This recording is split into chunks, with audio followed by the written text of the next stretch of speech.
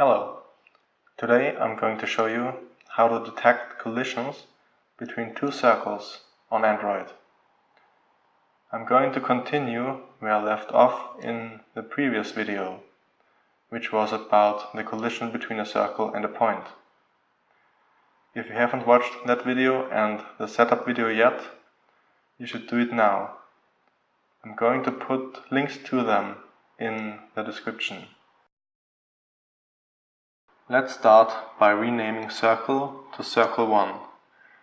Put your cursor on the variable name, go to refactor, rename, then change circle to circle1 and hit enter. This way, all occurrences of circle are changed to circle1. Change the radius of circle1 to 100 so that two circles fit on the screen, and copy the whole declaration for circle 2.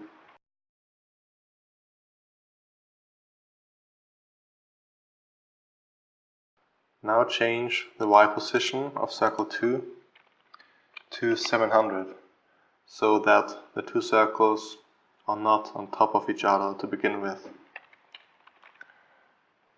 In the onDraw function, copy draw circle for circle 2. Replace all instances of 1 with 2 in this line.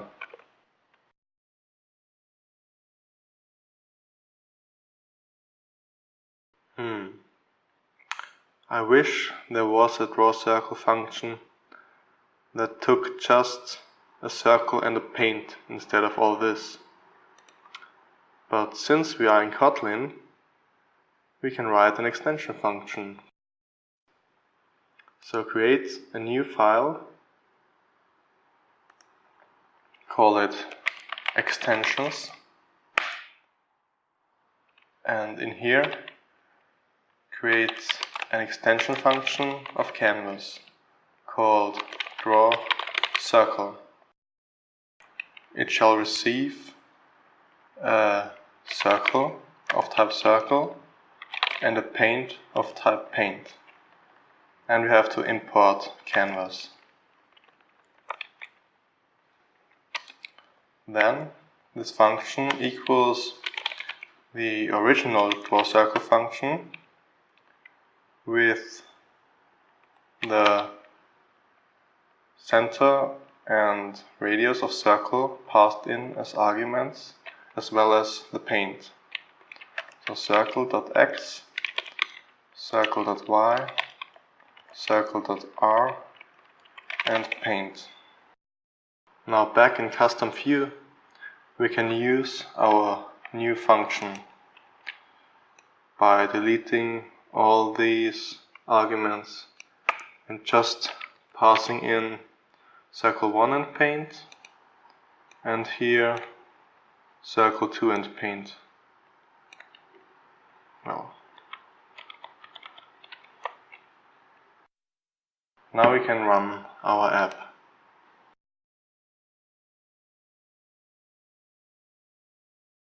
As expected, two wonderful circles. The next step is to make them movable. For this, I'm going to create a new variable called selected circle of type circle nullable and set it to null to begin with. In the onTouch event function, when action is action down, which means we've just touched the screen, we can check if the touched point is inside one of the circles. If it is, we assign the touched circle to selected circle. So selected circle equals when circle 1 contains xy, circle 1, and when circle 2 contains xy, circle 2, else null. So if the touched point is inside circle 1, circle 1 is assigned to selected circle. If the touched point is inside circle 2, circle 2 is assigned to selected circle. And if the touched point is in neither of them, null is assigned to selected circle. Delete these two lines from the previous video tutorial. When action is action move, we can move the selected circle. So when selected circle is circle 1 offset to xy, copy that for circle 2,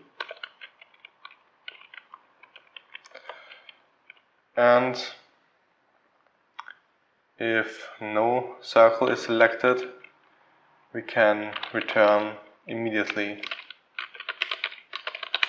from the onTouchEvent function. Now we have to write the offset2 function in our circle class. Let's use IntelliJ-driven development for this by putting the cursor inside the function call, hit Alt, Enter, and choose Create Member Function Circle Offset2. All this function does is take an x and a y value of float and assign them to the corresponding properties of the circle. So this dot x equals x and this dot y equals y. This gives us an error because these properties are still read-only, so change them to mutable. Back in custom view, after moving the circle, update the screen with invalidate and run the app. Click in one of the circles and move it around. This should work for both circles. The next step is to detect collisions between them. For this, go to the circle class and create a new function called intersects. It receives another circle and returns true if the received circle and the circle that we call the function on intersect. So it returns a Boolean.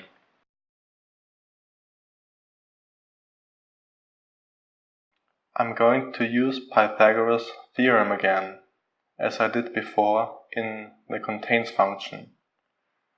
So let's copy the code from the contains function and put it inside the intersects function so that we can modify it. First, the x distance should be the distance between this circle's x and the other circle's x. The same for the y distance. We don't have to change this line, but instead of comparing the distance to this circle's radius, we're going to use the sum of the radii of both circles. So val sum of radii equals this dot r plus other dot r. And if the squared distance is less than the square of the sum of the radii, we can return true, otherwise false. I think it's worth mentioning that the order of these variables doesn't matter. So you can write other.x minus this.x instead, because both of these expressions have the same absolute value, but if one of them is negative, the other one is positive. Since we square them afterwards, the sign doesn't matter. Now we can use the intersects function in our custom view. Right before we update the screen, collision equals circle 1 intersects circle 2. There's one more improvement we can make here, and that is to change intersects to an infix function. So go back to the circle class and add the infix keyword in front of the function. Now in custom view we can change this to infix notation, like this. Now run the app.